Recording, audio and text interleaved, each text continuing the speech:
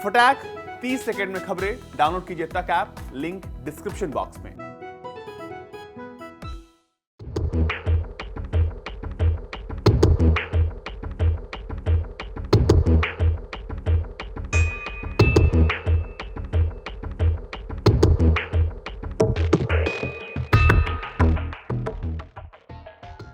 चीन से बढ़ते चुनौती के बीच जापान ने अपने रक्षा बजट में रिकॉर्ड बढ़ोतरी की है। जापान की कैबिनेट ने अप्रैल 2022 से नए वित्त वर्ष के लिए 47.2 बिलियन डॉलर के रक्षा बजट की मंजूरी दी है। रिपोर्ट्स के मुताबिक जापान ने लगातार 10वीं बार अपने रक्षा बजट में बढ़ोतरी की है। जापान का रक्षा बजट देश के जीडीपी के 1% को पार कर चुका है। Stockholm International Peace Research Institute की एक रिपोर्ट बताती है कि जापान का सैन्य बजट उसके सहयोगी अमेरिका की तुलना में बहुत कम है। 2020 में अमेरिका अपने रक्षा बजट पर 778 बिलियन डॉलर खर्च करने वाला है, तो चीन 252 बिलियन डॉलर। 2020 में हांगकांग पर बीजिंग के दमनकारी नीति के बाद से जापान और चीन के बीच संबंध तनावपूर्ण हो गए हैं। दोनों देश कई द्वीप पर अपनी संप्रभुता का दावा करते हैं और इन द्वीपों को लेकर दोनों देशों के जहाज पूर्वी चीन सागर में एक दूसरे का पीछा करते रहते हैं।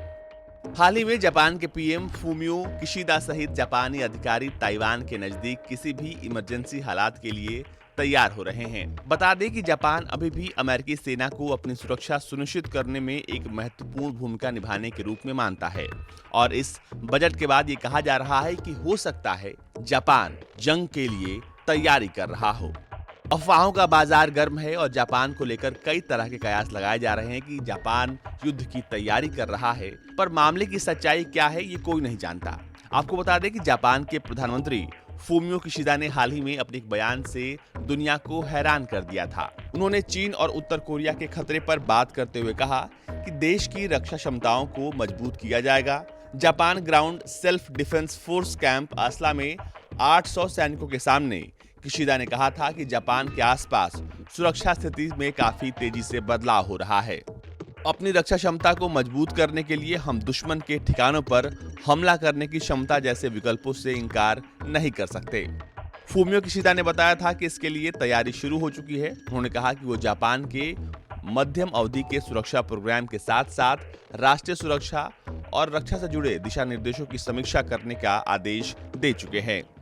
दरअसल उत्तर कोरिया ने हाल ही में कई एडवांस रॉकेट और मिसाइलों का परीक्षण किया है, जिससे इस बात की आशंका बढ़ गई है कि जापान की मिसाइल सुरक्षा इसके आगे काम नहीं आएगी, जिसके चलते सरकार अब दूसरे विकल्पों पर विचार कर रही है। वहीं चीन भी अपने सैन्य ताकत को बढ़ा रहा है, जिसमें पारदर्शिता कतई नहीं है। ब्यूरो रिपोर्ट, भारत तक।